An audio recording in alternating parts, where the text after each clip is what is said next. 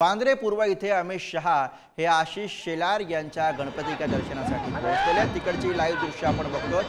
लालबागच्या रागाचं दर्शन घेतल्यानंतर अमित शहा हे आशिष शेलार यांच्या गणेश मंडळातील बाप्पाचं दर्शन घेण्यासाठी पोहोचलेत। वांद्रे पूर्व इथली ही लाईव्ह दृश्य आपण बघतोय। आशिष शेलार यांच्या गणेश मंडळातील गणपती बाप्पाचं दर्शन घेण्यासाठी अमित शहा यांची उपस्थिती त्यांच्यासोबतच आपल्याला उपमुख्यमंत्री देवेंद्र फडणवीस आणि त्यासोबतच भाजपचे इतरही नेते दिसतात। आशिष शेलार यांच्या गणेश मंडळामध्ये दर्शन घेण्यासाठी अमित शहा यांची हजेरी वांद्रे पश्चिम इथल्या गणेश मंडळामध्ये अमित शहा पोहोचलेले। तिकडची ही लाईव्ह दृश्य आपण बघतो आहोत। आशिष शेलार यांच्या गणेश मंडळामधील बाप्पाचं दर्शन घेण्यासाठी अमित शहा यांची हजेरी वांद्रे पश्चिम इथे असलेलं गणेश मंडळ, ज्या ठिकाणी आशिष शेलार यांच्याकडनं मोठ्या प्रमाणामध्ये मोठ्या उत्साहामध्ये गणेशोत्सव साजरा केला जातो, त्या ठिकाणी गृहमंत्री अमित शहा यांची उपस्थिती। आज सकाळपासूनच गृहमंत्री अमित शहा हे विविध ठिकाणी गणपती बाप्पाचं दर्शन घेत आहेत। राज्याचे मुख्यमंत्री एकनाथ शिंदे यांच्या घरी जाऊन त्यांनी बाप्पाचं दर्शन घेतलं। त्यानंतर उपमुख्यमंत्री देवेंद्र फडणवीस यांच्याही घरी त्यांनी बाप्पाच्या आरतीला उपस्थिती लावली। त्यानंतर त्यांनी थेट लालबागच्या रागाच्या दरबारामध्ये लालबागच्या रागाचं सहकुटुंब दर्शन घेतलं आणि त्यानंतर आता ते आशिष शेलार यांच्या वांद्रे पश्चिम इथे असलेल्या गणेश मंडळामध्ये दर्शनासाठी पोहोचलेले आहेत। आणि याच विषयी आपण अधिक बोलूया। प्रतिनिधी विपुल पाटील सध्या आपल्या सोबत आहेत। विपुल, लालबागच्या रागाचं दर्शन घेतल्यानंतर अमित शहा हे आता आशिष शेलार यांच्या सार्वजनिक गणेशोत्सव मंडळामध्ये दर्शनासाठी पोहोचलेले आहेत। कोण कोण त्यांच्या समवेत दिसतंय, कशा पद्धतीने या ठिकाणी पूजन सुरू आहे? गुरु नक्कीच आज वांद्रे परिसरामध्ये बाप्पाच्या दर्शनासाठी देशाचे गृहमंत्री अमित शहा यांनी थोड्या वेळापूर्वीच दर्शन घेतलं आहे। यांच्यासोबत महाराष्ट्राचे मुख्यमंत्री एकनाथ शिंदे, उपमुख्यमंत्री देवेंद्र फडणवीस यांच्यासह यांनी हे दर्शन घेतलेलं आहे। आणि या ठिकाणी श्री रामाच्या गुच्छात या ठिकाणी कार्यकर्त्यांसोबत जल्लोष केला जात आहे आणि आता थोड्या ते या ठिकाणावर दुसऱ्या दौऱ्यासाठी निघालेले आहेत। धन्यवाद विपुल या सगळ्या सविस्तर माहितीसाठी। तर आपण ही दृश्य बघतोय वांद्रे परिसरामध्ये। वांद्रे इथे असलेल्या आशिष शेलार यांच्या गणेशोत्सव मंडळामध्ये अमित शहा यांनी हजेरी लावली। थोड्या वेळापूर्वीच अमित शहा यांनी या ठिकाणी दर्शन घेतलेलं आहे। सहकुटुंब अमित शहा हे सध्या मुंबईच्या दौऱ्यावरती आहेत आणि त्या निमित्तानं सुरू असलेलं हे गणेश दर्शन।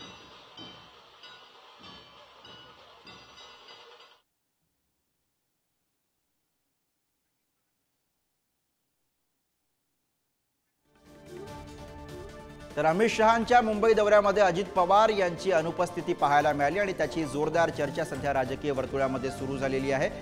अमित शहा हे मुंबई दौऱ्यावरती आहेत, मात्र या दौऱ्यादरम्यान अजित पवार न दिसल्यामुळे जोरदार चर्चा सुरू झालेली आहे। अमित शहांच्या मुंबई दौऱ्यामध्ये अजित पवार यांची अनुपस्थिती दिसते। अमित शहांसोबत शिंदे, फडणवीस उपस्थित आहेत, मात्र अजित पवार हे गैरहजर दिसत आहेत। अजित पवार अनुपस्थित राहिल्यानं चर्चांना उधाण आलेलं आहे। अजित पवार शहांना विमानतळावरती भेटणार अशी प्रतिक्रिया अमोल मिटकरी यांनी पुढारी न्यूजला दिलेली आहे। जागा वाटपासंदर्भामध्ये शहा आणि अजित पवारांमध्ये फोनवरनं चर्चा झाली का, हा प्रश्न यामुळे चर्चेत आहे। आणि याच विषयी आपण अधिक बोलूया। प्रतिनिधी अजय माने सध्या आपल्या सोबत आहेत। अजय, एकीकडे आपण बोलत होतो की अजित पवार हे अमित शहा यांच्या सोबत या सगळ्या दौऱ्यामध्ये न दिसल्यामुळे चर्चा आहे। दुसरीकडे अमोल मिटकरी यांनी सांगितलेलं आहे की थोड्याच वेळामध्ये जेव्हा विमानतळावरती शहा पोहोचतील तेव्हा अजित पवार पोहोचणार आहेत।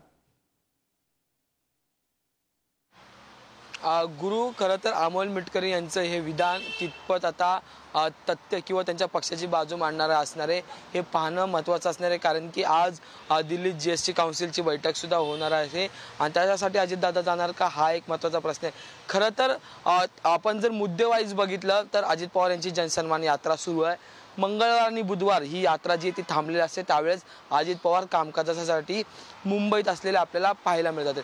आता पुढे जाऊन जर पाहिलं तर काल रात्री उशिरापर्यंत अजित पवार जे ते मुंबईत दाखल झाले होते। अमित शहा सुद्धा त्याच वेळी दाखल झाले होते। अमित शहांनी एका कार्यक्रमाला हजेरी लावली होती। त्या ठिकाणी राज्याचे मुख्यमंत्री आणि उपमुख्यमंत्री म्हणजे एकनाथ शिंदे मुख्यमंत्री आणि उपमुख्यमंत्री देवेंद्र फडणवीस यांची उपस्थिती आपल्याला पाहायला मिळाली, पण अजित पवार यांनी भेट घेतली नाही।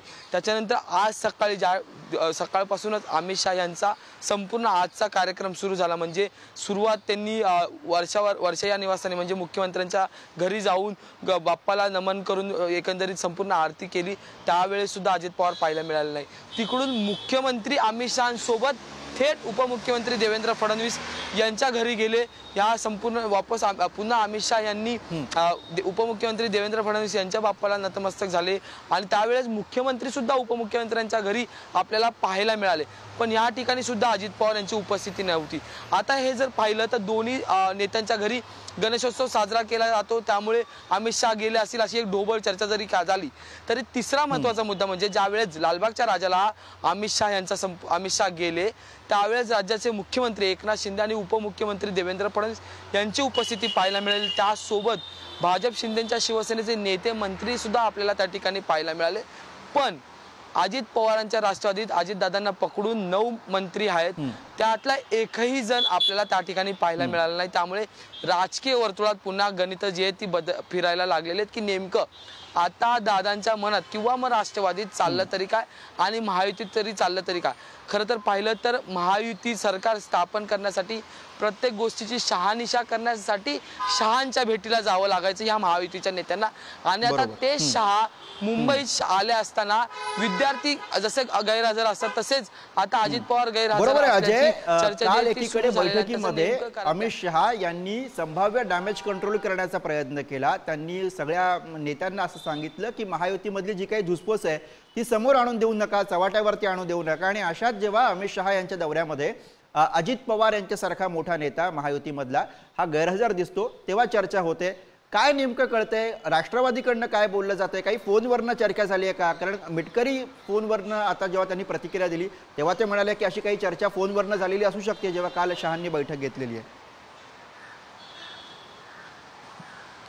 खरं तर गुरु अद्याप या संदर्भातली काही स्पष्टीकरण जे ते समोर आलेलं नाही। नक्कीच मिटकरीचे ते प्रवक्ते आहेत पक्षाची, ते त्यांची बाजू मांडताना किंवा पक्षाची बाजू मांडताना पाहायला मिळतील, पण अद्याप अशी कोणतीही अधिकृत प्रतिक्रिया जी आहे ती आलेली नाही। खरं तर केंद्रीय मंत्री असतो ज्यावेळेस त्याची संपूर्ण सुरक्षा व्यवस्थेचा प्रश्न असतो, त्यामुळे त्यांच्या दौऱ्यात नेमकं कोण कुठे कधी भेटणार याचं एक वेगळं नियोजन जे ते केलेलं असते, वेगळी सिक्युरिटी असते आणि त्यामुळे असं सहज जरी नेते मोठे असले तरीही सहज भेटता येत नाही। अधिकृतरित्या त्या पोलीस प्रशासनाला किंवा त्या कायदा सुव्यवस्था जपणाऱ्या यंत्रणेला माहिती द्यावी लागते आणि त्याच्यानंतरच ह्या भेटीगाठी ज्या त्या होतात।